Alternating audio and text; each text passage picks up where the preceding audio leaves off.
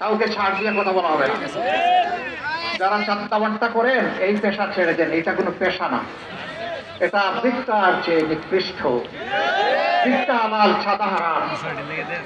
হ্যাঁ, আপনার যদি পেটের ক্ষুধা থাকে, অনটন থাকে, আল্লাহ আমাদের যে সম্পদ দিয়েছেন, রিজেক দিয়েছেন, আসেন এখান থেকে আপনাকে ভাগ দেবো, অসুবিধা নেই।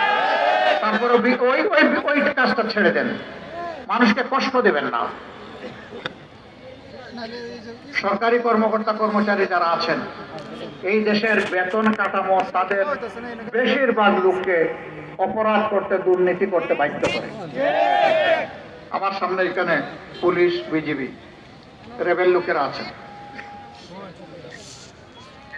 আর্মি এবং বিজিবির লোকেরা যখন বাহিনীতে যোগদান করে, তখন তারা দেশের প্রতি ইঞ্চি মাটিকে হেফাজত করার জন্য জীবন দেওয়ার শপথ নিয়ে যোগদান করে।